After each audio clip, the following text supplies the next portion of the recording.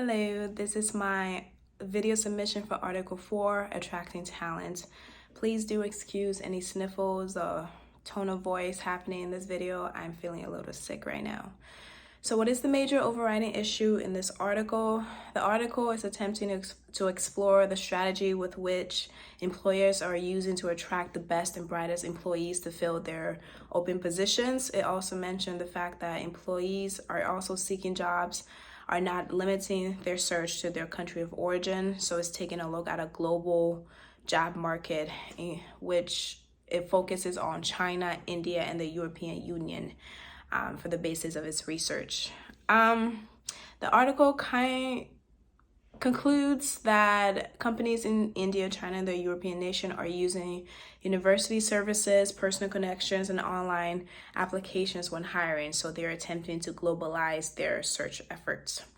Who are the stakeholders? I focused on the companies that are hiring and the people that are seeking jobs within this market. Some of the strengths of the companies that are hiring, obviously they're within the position to be the ones offering the positions, so that is a strength. I said that they can pick and choose who they want to hire for their positions, and that is a strength. But a threat to these companies is the fact that there is a shortage of talent in many countries around the world. But opportunities do arise to respond to this threat when these companies are able to create beneficial relationship with universities to recruit their graduates, as well as using internet job search engines like Indeed and LinkedIn to reach a wider network of job seekers. For job seekers, there similarly exist a lot of weaknesses beyond the fact that they're the ones applying to jobs. They're the ones asking for these offers. They're also facing a lot of increased pressure, at least in this day and age, to find a good, well-paying job. The cost of living is skyrocketing. Beyond that, rent, gas prices, groceries, all of that is going up so quickly. And a lot of the jobs that are similarly available are the ones that don't really meet those expectations. So if you look on Indeed right now, there are a lot of job postings, a lot of them. Many of them do not, will not meet rent and the cost of living for nowadays. I certainly know. I have been looking.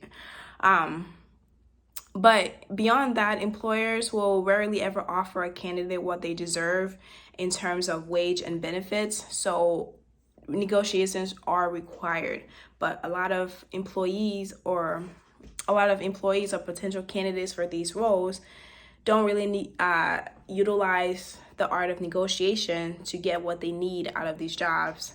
They rather, once they offer a position, they either feel like they have to accept it because they need to, or they move on to the next thing. So a lot of these roles are going on unfilled, and a lot of employees who are needing jobs are going unemployed because they are just not able to find what they're looking for. And it's really funny, a personal anecdote to this situation. I have been recently looking for jobs. Seeing as I'm about to graduate from college myself, I have applied to many jobs where I got a response saying I just wasn't the talent they were looking for, or I didn't meet the requirements they were looking for, or they were, but most importantly, most of them say that they have moved forward in their application process with other candidates. But just to go back to see that the job is still open, the job posting is still open, and it goes open for months at a time. Really, it's for what these employees are looking for what these employers are looking for in terms of what they require to fill their roles and what they're willing to pay and provide employees for it. It just doesn't match. Jobs these days require a lot, but still want to pay less than $15 an hour for their positions, and it doesn't work anymore. Not for the people that need jobs, and certainly not for the people that are still within those companies. So I'm ranting, I'm sorry. What issues is being discussed in the article? I said the article speaks to the overall issue of the job market today, which I just briefly spoke about. Employers have a need for employees and employees have a need for a job, but they cannot seem to find a meeting ground. Many employers want to rely on personal connections to fill that role. They like to insource their talent, which is a very bad strategic move because diversification, especially in large corporations, is very important, as we have talked about in previous article analysis. At least in my experience, the job market in the U.S. Are being called out for their unreasonable qualifications and wage connection, which I just mentioned a little earlier. Bachelor's degree is being required for entry-level positions that do not pay a livable wage. A lot of these jobs in the job market right now are like that, and they wonder why it goes unfilled. Employers are reluctant to hire new employees new to the industry because they don't want to spend the time and money it would take to train these recruits. A big part of the article talks about how employers are utilizing university services and students to fill their positions.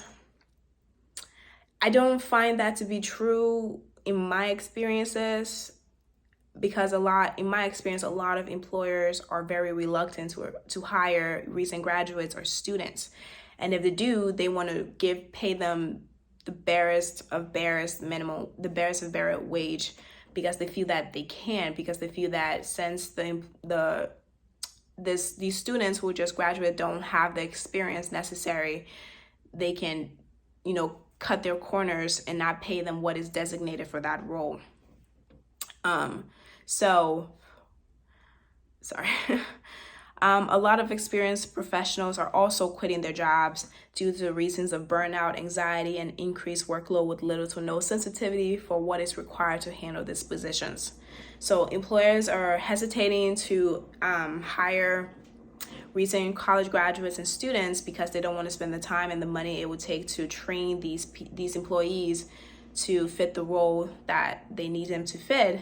But they're also losing their experienced professionals who have been with them for years, because with less people coming into the job, the people that are there are having to carry a higher burden of workload, and it's making them burn out. So there are a lot of millennials and young people quitting their jobs these days because they just cannot handle what it requires out of them anymore.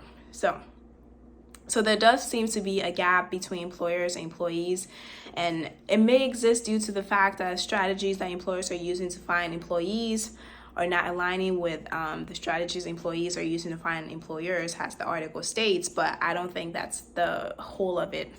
I think the economy is changing, the world is changing, but employers are very reluctant to change along with it.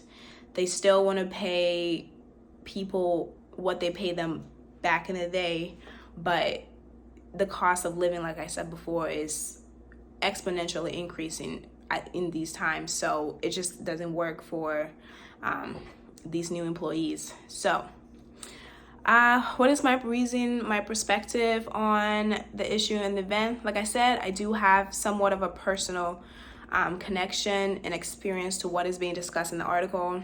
I am about to graduate. I am looking for my first real job, and I say that real being that I'm looking for my first job within the industry that I am studying and the major that I've been, taking for these last 4 years. And I will be brutally honest, it is really, really hard out here. I live by myself. I pay rent. I pay all my expenses by myself. And even though I am not in a job that I want to be in order to meet my expenses every month, I have to work like 40 hours a week while still taking classes full time. And even then, that's barely covering my expenses. So, I have been really, really looking for jobs within my industry since I'm about to graduate. And like when I tell you these jobs are requiring so much for so very little, it's actually pretty insane. A lot of people will boast about the fact that the job market is so, booming right now because there are a lot of job openings, but the quality of these jobs are not there. They just aren't.